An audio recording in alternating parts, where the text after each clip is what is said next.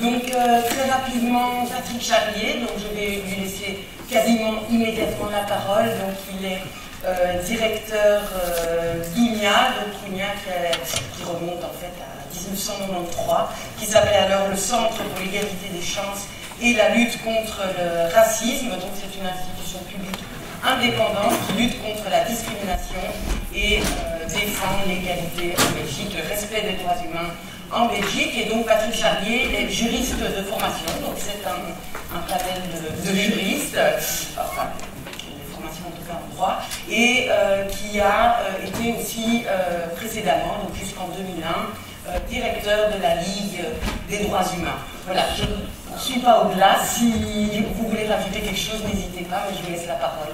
Donc pour un quart d'heure, 20 minutes, comme ça, la salle peut encore espérer poser une question.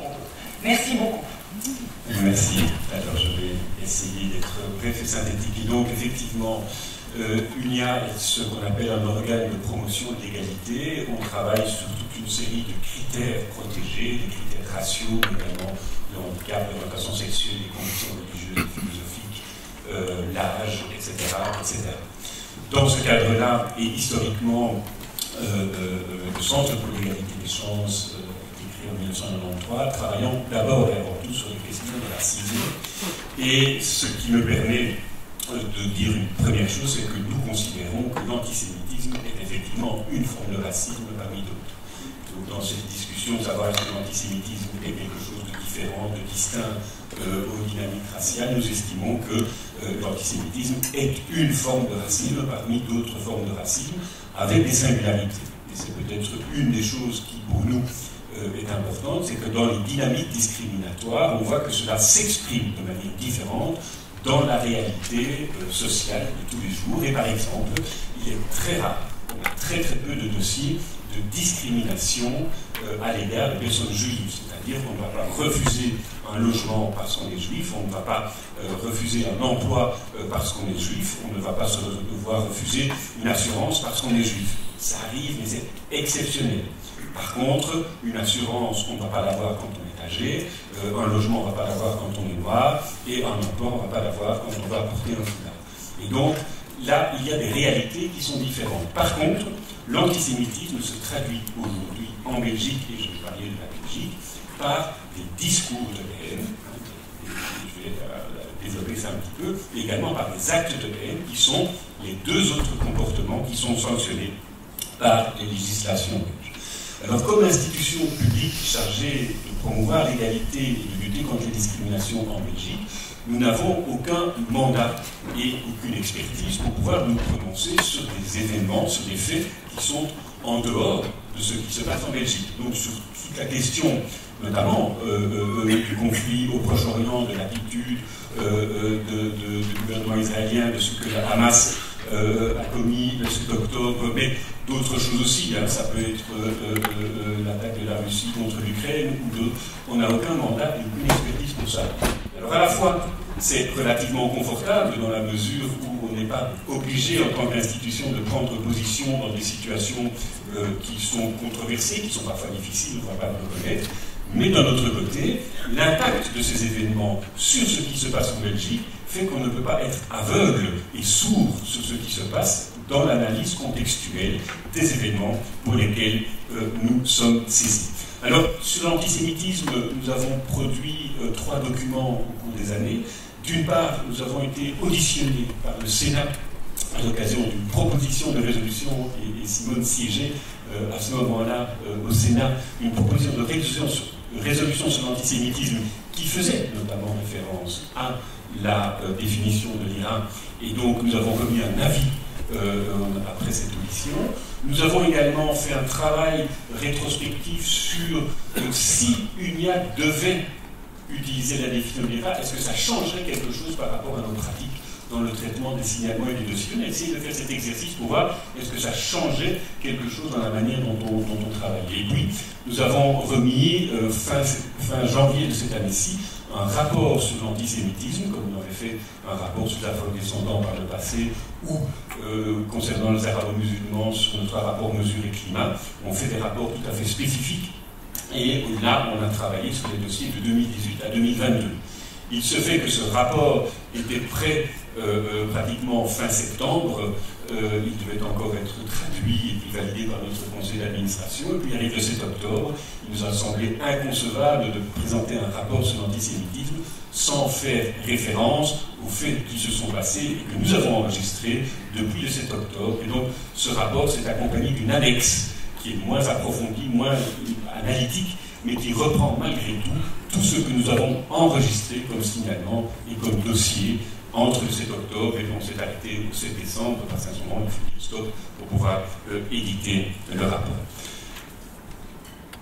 La première chose, et de manière constante dans l'ensemble des auditions, des rapports que nous faisons, sur cette question de la définition, nous mettons en avant qu'en Belgique aujourd'hui, et ça c'est notre métier aussi, il y a une définition légale de l'antisémitisme. Et on met en avant le fait qu'il existe des législations aujourd'hui qui permettent de lutter contre le phénomène lié à l'antisémitisme. Avant de parler de définition de travail non juridiquement contraignante, il nous semble important, si on veut lutter contre l'antisémitisme, c'est de faire appliquer la législation, de former les policiers et les magistrats à la législation contre le racisme, qui comprend les dispositions qui relèvent de l'antisémitisme. Alors, il y a différents types de dispositions. Alors, c'est un des défis que nous donne la définition de l'IRA, c'est qu'en Belgique, comme dans d'autres pays, les législations anti-discrimination renvoient à des critères protégés. Et donc nous devons, quand on est saisi, voir s'il y a un critère protégé qui permet d'appliquer la législation. Alors, en matière d'antisémitisme, c'est le critère de l'ascendance. À côté de la couleur de la peau, de l'origine nationale et ethnique, de la nationalité ou de la prétendue race, il y a le critère de l'ascendance qui existe depuis 1981, et donc depuis le début de cette loi, et qui renvoie dans les travaux préparatoires très clairement aux faits d'antisémitisme et aux faits dont les juifs peuvent être victimes en tant que tels. Il y a au niveau du critère de l'ascendance un autre groupe qui peut aussi y être rattaché, dont on parle moins, ce sont les gens du voyage, qui, comme les juifs, sont des personnes qui n'ont aucun élément d'extranéité. Ce n'est pas une origine nationale qui sont devenues belges, c'est des personnes qui, comme beaucoup de juifs, sont juifs depuis sont belges depuis 1, 2, 3, 4 générations. Et donc, c'est comme ça qu'on parle du critère de l'ascendance. Et donc, est punie dans la législation l'incitation à la haine, la violence ou la discrimination en raison de l'ascendance. Donc ça, c'est toute une partie du discours de haine en tant que tel.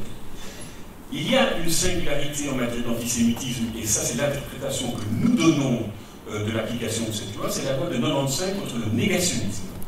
Donc, le législateur a adopté une loi qui vise à réprimer la négation, la minimisation grossière, la justification ou l'approbation du génocide commis par les nazis durant la Seconde Guerre mondiale. Et ça, c'est une singularité. Alors, les choses ont évolué puisque, à la suite d'une décision cadre européenne, on a modifié la loi contre le racisme pour pénaliser la négation, la minimisation, la justification des crimes de guerre, crimes contre l'humanité et génocide, autres pour autant qu'ils soient reconnus par une juridiction internationale, ce qui par ailleurs exclut la négation du génocide arménien.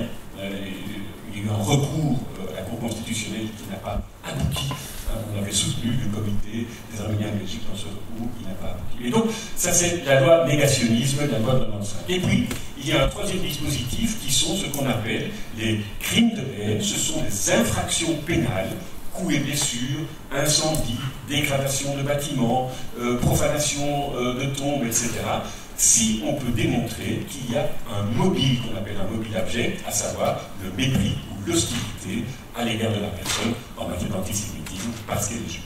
Et donc ce dispositif légal est pour nous important et on peut même considérer que si on le met en parallèle, notamment avec la définition de l'IRA, il couvre plus d'hypothèses que ce que couvre la définition de l'IRA. Et notamment en matière de négationnisme, l'IRA ne parle que de la négation et pas de la justification ou de l'approbation du génocide commis par le régime nazi. Et il faut savoir qu'aujourd'hui, dans l'application de la loi de 95, la plupart des dossiers que nous avons, ce ne sont pas de la négation ou de la minimisation grossière que vous connaissez du temps de Faurisson, mais c'est plutôt des personnes qui approuvent et qui disent Hitler a bien fait, il aurait dû aller plus loin, c'est dommage qu'il n'a pas été jusqu'au bout. Et donc on est plus dans cette hypothèse-là, au sens strict, cela ne tombe pas sous le coup de la définition de l'IRA. Et donc pour nous, c'est une priorité. Cela étant, je vous l'ai dit, dans les législations anti-discrimination, il faut renvoyer à certains critères. Et il y a d'autres critères qui peuvent être liés à des faits de présomption d'antisémitisme, pas nécessairement, mais c'est notamment la question des convictions religieuses et philosophiques. Et donc c'est un critère distinct de celui de l'ascendance. Et donc on peut considérer que s'il y a des attaques de lieux de culte, par exemple, ou de personnes qui expriment des convictions religieuses en tant que telles, plutôt que l'appartenance à la communauté juive, on pourrait faire appel à ce critère-là. On a peu de dossiers dans ce cadre-là. Par contre, il y a un autre critère qu'on a utilisé, et notamment parce que nous avons été saisis d'une demande d'avis sur la création d'un cercle ici à l'ULB concernant BDS. Et donc, nous avons examiné les dossiers qui avaient été introduits pour la création de ce cercle. Il n'est question, dans tous les documents, il n'est question nulle part de la question d'être juif ou de ne pas être juif. On parle d'Israël, des protocoles israéliens et des personnes israéliennes. Et ça, c'est un autre critère, c'est celui de la nationalité. Dans l'analyse que nous avons faite, nous avons estimé que la création de ce cercle ici, BDS, on a mis deux avis, n'était pas discriminatoire, n'était pas contraire à la législation contre la discrimination ou contre le racisme, parce qu'il s'agissait notamment d'un boycott sur les produits, sur les... On a souligné qu'il pouvait y avoir un danger ou une possibilité d'une discrimination sur base de la nationalité si, dans le cadre d'un boycott culturel ou académique, on allait refuser quelqu'un uniquement sur base de sa nationalité.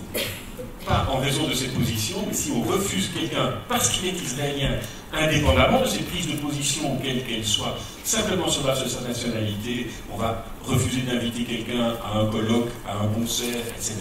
Ça pourrait être considéré comme une forme de discrimination sur base de la nationalité, mais nous n'avons pas eu de cas jusqu'aujourd'hui dans ce cadre-là. Et enfin, dernière chose pour faire le lien avec le conflit, il y a un autre critère qui peut être appelé, c'est les discriminations sur base des convictions politiques. Et donc là aussi, dans ce débat qui est manifestement politique, on peut aussi, à certains moments, si on est dans de l'incitation à la haine en raison des convictions politiques des uns ou des autres, faire une application de la législation. Nous n'avons pas eu de cas jusqu'à présent dans ce cadre-là. Il est important de souligner la dénomination de la loi contre le racisme. C'est la loi qui vise à réprimer certains actes inspirés par le racisme ou la xénophobie. Et je souligne et je mets en gras le terme certains. Depuis 1981 et dans toutes les évolutions de la législation, le législateur a estimé, à juste titre, je pense, que la loi ne peut pas répondre à tous les actes qui peuvent être qualifiés de racistes, antisémites, d'homophobes, etc. Et donc, on ne va utiliser la législation que pour une certaine partie des éléments qui sont problématiques, mais on peut qualifier certains comportements et certains éléments comme étant antisémites, racistes, homophobes, etc., sans que ce soit contraire à la loi.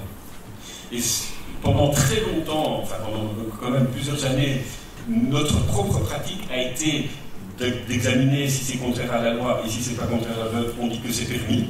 Mais entre ce qui est permis et ce qui est souhaitable, il y a de la marge. Et donc on a commencé à revoir un tout petit peu notre pratique pour pouvoir stigmatiser des éléments qui ne tombent pas sous le coup de la loi mais qui sont quand même problématiques.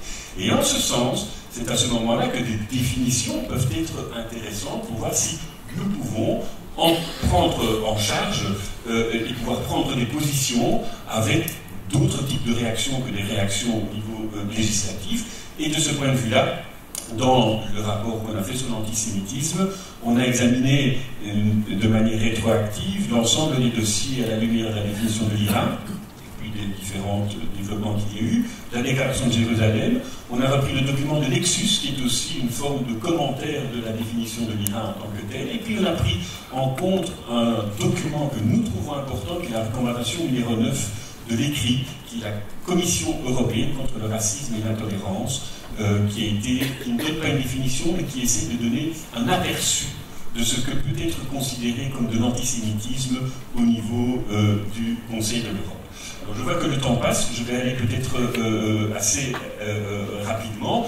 Alors, nous estimons que la définition de l'IHRA, et j'entends la critique que vous avez formulée, on doit la prendre pour ce qu'elle est. C'est une définition de travail, non juridiquement contraignante. Et donc là, toutes les tentatives de vouloir utiliser ces définitions, notamment dans la formation des policiers et des magistrats, nous trouvons que c'est totalement inapproprié. Nous l'utilisons uniquement en termes de rapportage, pour pouvoir rapporter sur le phénomène de l'antisémitisme. Et lorsqu'on fait une analyse rétroactive de l'ensemble de nos dossiers, on a passé au crible de 291 dossiers qui ont été ouverts pendant 5 ans, 6 d'entre eux n'avaient pas été qualifiés d'antisémitisme dans notre rapportage, et si on applique une des définitions, il serait repris dans ce qui est de l'ordre de l'antisémitisme. Ça veut dire une différence de 2%. Et donc, fondamentalement, la conclusion, c'est que ces définitions ne vont pas, nous, en tant qu'organe de promotion de l'égalité, changer fondamentalement nos pratiques en termes de rapportage. On va peut-être être plus sensible sur l'un ou l'autre élément. Et une des choses, il y en a d'autres, mais un des éléments qui a changé, c'est que notamment la définition de l'IHRA dit que ça s'applique, des propos qui s'appliquent aux juifs ou aux non-juifs. Et donc il y a des choses qui s'adressaient à des non-juifs, qu'on a repris comme étant une forme d'antisémitisme parce qu'on va utiliser l'instrumentarium de l'antisémitisme vis-à-vis de non-juifs, et donc on les a repris comme tels, sans que ça ne change strictement rien dans l'analyse strictement juridique. On est là dans des dossiers qui ne sont de toute façon pas une violation de la législation. Et puis, je vais terminer sur deux choses. D'une part, effectivement, nous avions en 2010, avec le GERM ici à l'ULB, commandité une étude sur l'impact du conflit, et notamment de l'opération Plomb Durci, sur les cas d'antisémitisme en Belgique. Et on concluait que lorsque la situation était particulièrement tendue et violente, il y avait un impact sur la casuistique qui était chez nous. Le 7 octobre, nous avons anticipé le fait que cela n'allait pas avoir... ça va être insignifiant par rapport à ce qui se passait ici en Belgique, donc on s'est mis en ordre de marche. En 2 mois, on a 91 événements, incidents qui sont liés au conflit. Dans ces 91, 66 relèvent explicitement ou des allégations, je dis bien allégations, je ne dis pas que c'est prouvé, d'antisémitisme. On a 8 dossiers qui concernent des formes de discrimination, de discours problématiques à l'égard des arabo-musulmans. Et donc il y a aussi, même si c'est en plus petite quantité, il y a aussi un impact négatif de ce conflit vis-à-vis des arabo-musulmans. Notamment une personne qui a perdu un emploi, enfin qui était en disant, dans le contexte actuel, on ne va pas vous engager, vous êtes d'origine tunisienne. Et donc, voilà, c'est des choses. Et puis, il y a des incidents qui n'ont rien à voir avec l'un ou l'autre, mais qu'on a enregistrés comme tels en lien, parce que comme on a été un tout petit peu plus proactif, on a ouvert un dossier, et c'est le cas, par exemple, on a ouvert un dossier qu'on a clôturé concernant ce chauffeur de métro qui ne s'est pas arrêté à 2 reprises à la station Trône et qui, en passant et sans ouvrir les portes, a crié 2 fois dans le micro « Free Palestine ». Et on s'est posé la question, pourquoi est-ce que ce chauffeur de métro ne s'est pas arrêté et a crié ça? On a examiné, on a demandé à la STIP des informations, cependant, est-ce qu'il y avait des personnes visiblement juives sur le quai et qu'il a refusé de les prendre, par exemple, ce qui n'a pas été le cas. C'était quelqu'un qui a simplement exprimé par cette même internet une forme de protestation contre ce qui se passait. Alors la STIP, ça c'est son problème, question disciplinaire, il a fini par démissionner, mais ça n'avait rien d'antisémite dans le propos qu'il a tenu. Et on n'a rien pu détecter, donc on a pu clôturer le dossier en tant que tel. Voilà, je vous remercie